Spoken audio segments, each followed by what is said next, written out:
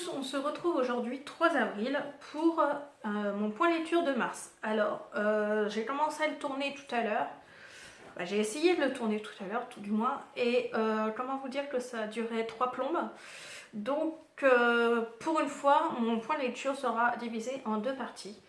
Donc, je vais commencer justement avec la première partie. Mais avant toute chose, je voulais vous remercier pour les nouveaux abonnements, même pour ceux qui sont abonnés tout court.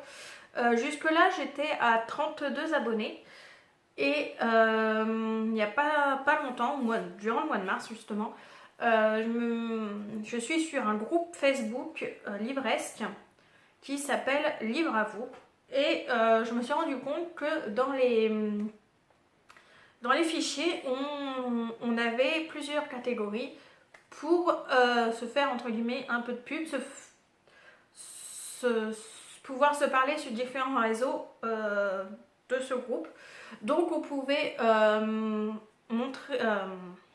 donner son compte Instagram, Livre Addict, YouTube et puis d'autres que je ne participe pas, donc je me souviens plus des autres.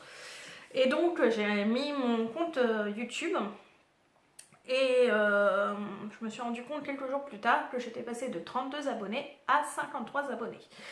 Donc franchement ça m'a fait super plaisir parce que je considère, si vous êtes un peu comme moi, où je m'abonne à une nouvelle chaîne à partir du moment où j'ai au moins regardé une vidéo, si le contenu, la personne m'intéresse en elle-même par rapport à son contenu.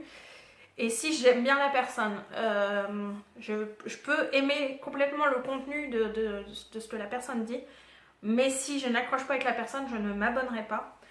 Donc j'espère que c'est aussi votre cas, et donc et mon contenu vous convient, et ma personnalité un peu folle vous convient également. Et aussi je voulais vous remercier pour le nombre de vues. Dans les moins bonnes, on tourne vers les 20 vues par vidéo.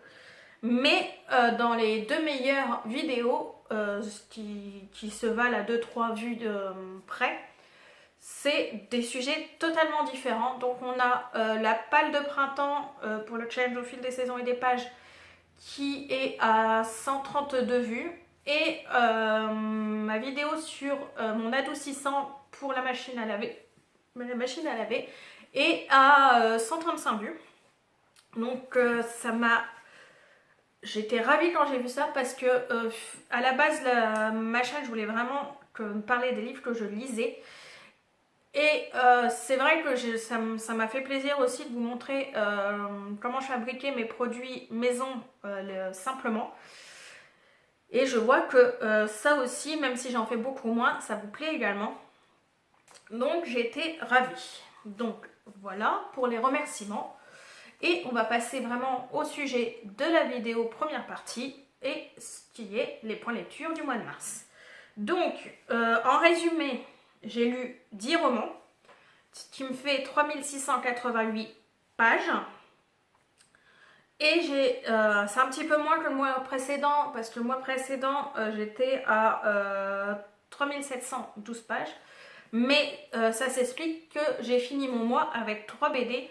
Donc je ne peux pas les compter dans les pages lues romans. Donc les 3 BD, ça me fait 536 pages.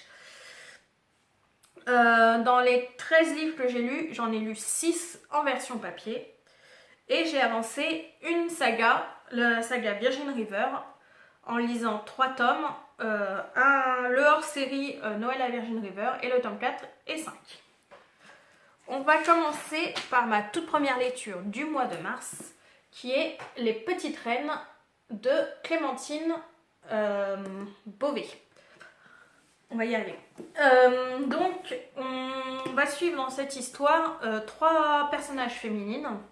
Donc Mireille, Astrid et Akima, qui à cause de leur physique ingrat sont propulsés sur le podium du concours des boudins de l'année de l'école. Donc l'école, c'est collège et lycée à Bourg-en-Bresse. Et donc au départ, la petite Akima, qui n'est qu'en 5e, le prend très très mal. Mais elle va être beaucoup soutenue par Astrid et surtout Mireille, parce que Mireille est une habituée du concours des boudins, parce que c'est son ex-meilleure amie qui a décidé de créer ce classement.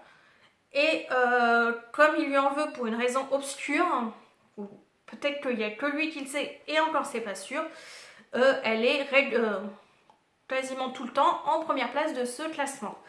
Cette année, elle est détrônée justement par la petite Akima.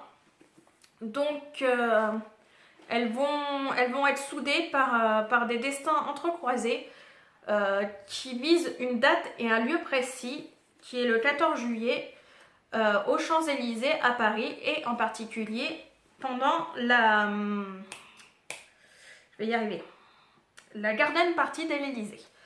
Donc elles vont décider pour cet été-là de prendre leur vélo et de faire le périple Bourg-en-Bresse, les Champs-Élysées en vélo et avec une remorque derrière elles où elles vont devenir vendeuses ambulantes de boudins pour faire un pied de nez à ce classement ignoble. Et ce périple va attirer l'attention des médias. Donc on va être entre des disputes, une amitié forte, les galères, des grosses rigolades et des remises en question. J'ai adoré ce livre, donc c'est parce que j'avais lu au mois de février Un songe à la douceur du même auteur et que j'avais beaucoup entendu parler en bien de ce livre que je me le suis fait en mars. Et ça a été, oui, un grand plaisir parce que ces adolescentes nous montrent que malgré le harcèlement, on peut entre guillemets combattre ce harcèlement sans violence et devenir beaucoup plus forte que le harceleur lui-même. Et voilà. Quand j'ai préparé mes livres, je me suis rendu compte que j'avais mis un petit marque-page sur une des pages. Et donc quand j'ai ouvert, franchement, je comprends pourquoi je l'ai mis en lumière. Donc le passage, c'est un petit caïd de la bourgeoisie de province, lamentable héritier des générations de machos persuadés qu'il est de leur droit de commenter, évaluer, classer les corps et les visages féminins qui traversent leur territoire. Et ce passage m'a fait beaucoup penser à certains moments de mon adolescence où j'habitais dans un quartier un peu chaud, même si je faisais pas mes études, ma scolarité dans les écoles du coin, parce que c'est ma grand-mère qui me gardait, donc j'allais dans les écoles près de chez ma grand-mère. Et si tu étais une fille célibataire, c'était ça. Et le petit caïd trouvait très intéressant et très drôle de t'insulter quand tu passais devant lui pour rentrer chez toi. Donc du genre grosse vache, t'es mal fringuée, attends viens je vais te violer. Pour résumer, c'était à peu près ça. Donc quand j'ai lu ça, franchement, il y a certains passages qui m'ont fait penser justement à ce genre de harcèlement entre guillemets normal pour certaines personnes. Et j'ai trouvé que ces nanettes qui font un pied de nez à ce harcèlement moral, en vendant du boudin, parce que vu qu'elles sont nommées boudin de l'année, j'ai trouvé ça magnifique. C'est un feel good comme c'est pas possible. Il y a certaines personnes qui en parlaient qui mettaient le doigt sur le côté que les demoiselles, donc elles sont, Akima est en 5e, les deux autres sont au lycée et qu'elles partent toutes seules sans parents de Bourg-en-Bresse à Paris. Alors déjà, elles sont accompagnées du grand frère d'Akima, qui est adulte. Et pour moi, c'était pas le sujet principal de ce livre. C'était vraiment de prouver que même si tu te fais harceler, tu peux combattre ce harcèlement sans en venir à la violence, en trouvant le côté positif de la chose, parce que finalement, elles se sont trouvées une amitié très forte et elles ont beaucoup plus mûri que le harceleur lui-même, qui part vraiment en sucette jusqu'à la fin. Donc voilà, franchement c'est un livre que je vous conseille très fortement. Après, ça a été une relecture avec Les âmes vagabondes de Stephanie Meyer, tout simplement. C'est de la science-fiction cette fois-ci. Donc on suit la Terre qui vient d'être envahie. Bah, qui vient d'être envahie, ça fait déjà au moins une bonne décennie qu'elle a été envahie. Que des âmes extraterrestres prennent possession des corps humains pour que l'humanité devienne moins cruelle qu'elle peut l'être. Donc il n'y a plus de guerre, il n'y a plus de crimes, il n'y a plus de violence. À part que Mélanie, la personnage principale, se fait capturer, donc elle a une âme qui est insérée en elle. Mais Mélanie a décidé de se battre et de ne pas laisser sa place à cette âme. Et donc on va suivre les aventures de Mélanie, qui va tout faire pour sauver les deux personnes qu'elle aime le plus. Donc comme je vous disais, ça a été une relecture et ça a été une très très bonne relecture. J'ai été ravie de retrouver la bande de rebelles qui combat justement cette invasion d'âmes.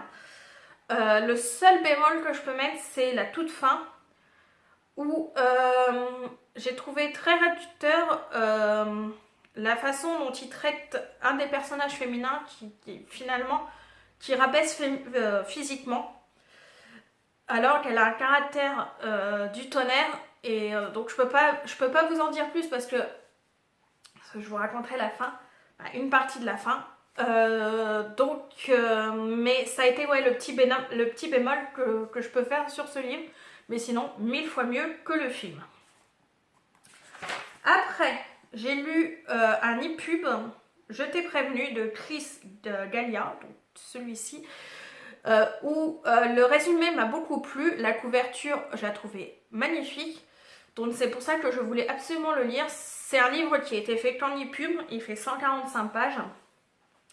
Et donc le résumé, on va suivre Hélène qui est chirurgien et qui doit remplacer au pied levé son collègue pour soigner un patient mystère, et toute sa vie va être chamboulée.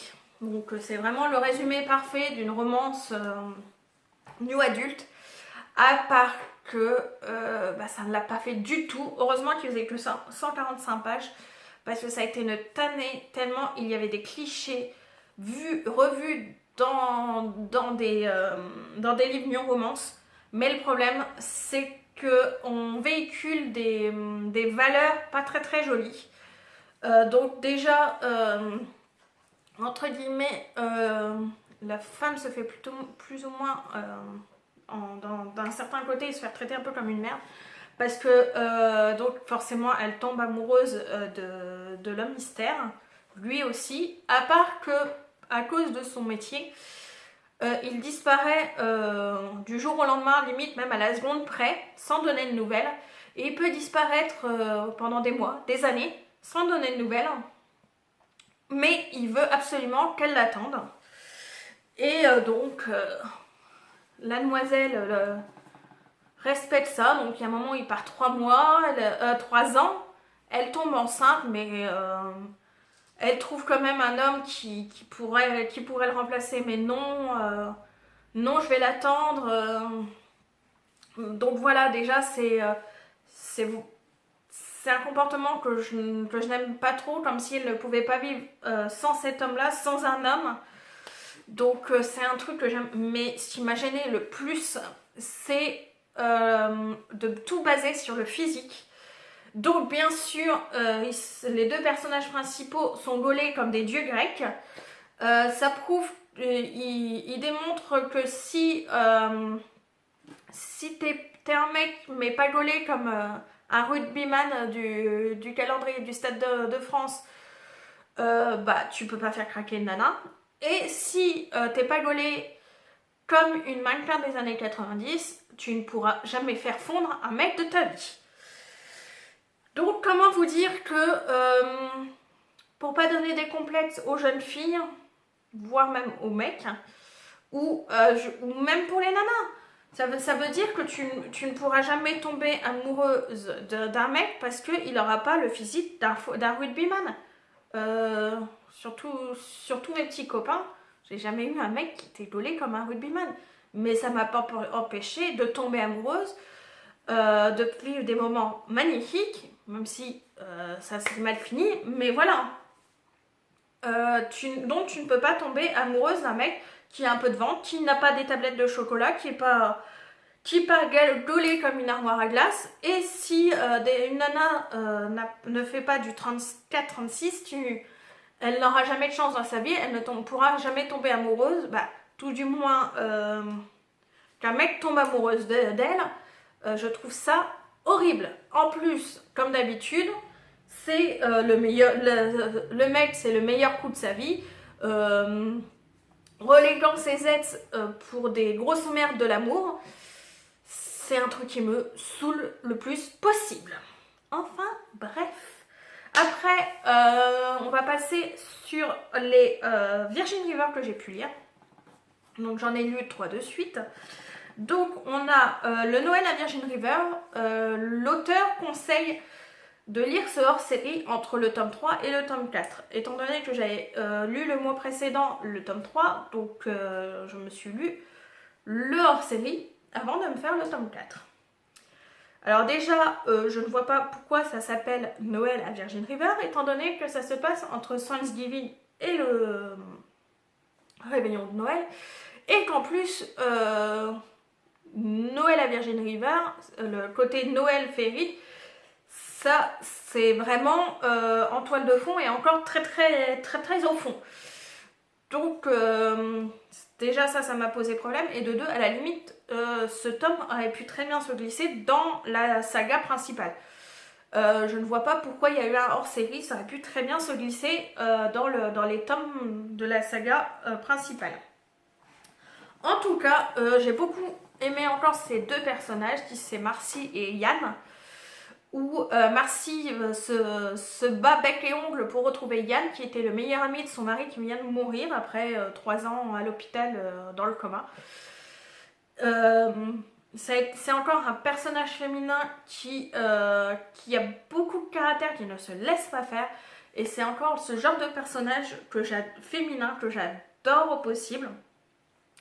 Et donc c'est ce que j'ai trouvé dommage dans le tome 4, parce que ces deux personnages disparaissent totalement. On en a parlé pendant le hors-série, mais ils ne sont pas remis dans la saga principale. Et à la limite, je vois pas pourquoi on nous le conseille là. Bon, à part quelques détails sur les personnages récurrents, mais c'est tout, quoi. Ça aurait pas été dérangeant de lire à peu près n'importe où. Tant qu'on te le précise que c'est là, et donc c'est pour ça que tel personnage est enceinte, et que voilà, mais c'est tout. Enfin bref, le tome 4 est vraiment la suite du tome 3. J'ai beaucoup aimé retrouver Vanessa et Paul, qu'il leur arrive encore des péripéties comme c'est pas possible. Je l'ai dévoré en 2 jours, je crois. La fin était magnifique, je ne sais plus du tout ce qu'elle raconte, mais la preuve c'est que j'ai marqué que waouh pour la fin, donc c'est que franchement elle vaut le coup. Donc là je vous ai dit pourquoi ce que je trouvais dommage, donc c'est bon. Et le tome 5, on va suivre la cousine de Vanessa, qu'on a déjà plus ou moins entendu parler. On a toujours le personnage masculin qui est un Marines, il me semble. Non, celui-là c'est pas un Marines, c'est un de l'armée de terre. C'est pour une fois, c'est pas un Marine, c'est un de l'armée de terre qui était pilote. Par contre là, pareil, les personnages, ça allait, mais j'ai trouvé que l'auteur les passait au second plan, quasiment. Alors que c'était les personnages principaux de ce tome-là. Et finalement, l'auteur ne s'est pas vraiment intéressé à ces deux personnages principaux. Et ça les a rendus même un peu chiants, parce que finalement on n'a pas autant appris à les connaître vraiment que ce qu'on pouvait avoir dans les autres tomes, où les personnages principaux c'était vraiment les personnages principaux. Les personnages récurrents étaient toujours plus ou moins là, mais c'était pas plus les personnages principaux. Donc voilà le seul truc que je peux reprocher, mais c'est toujours une de mes sagas chouchou et doudou, où je sais que si j'ai pas trop le moral et que je sais pas quoi lire, je peux me tourner vers cette saga là, même si pour le mois d'avril, ça sera sûrement plus... Celle-là, je la mettrai un peu de côté. Et ça sera plutôt Rebecca Ken et Charlie Davidson que j'avancerai. Parce que pareil, c'est des sagas chouchous. Et que j'aimerais bien avancer parce que je crois que je suis au tome 2 pour Rebecca Ken et 3 je crois pour Charlie Davidson. Donc j'aimerais franchement les avancer parce que là pour Virgin River je suis au tome 5 sur 8 il me semble. Donc ouais, j'aimerais bien avancer les 2 autres sagas pour le mois d'avril. Donc là on est à peu près à 20 minutes. Je vais vous laisser pour cette première partie et je vous parlerai de ma fin du mois de mars dans une deuxième partie. J'espère que cette première partie vous a plu, que vous avez passé une bonne journée ou que vous allez passer une bonne journée. Au revoir!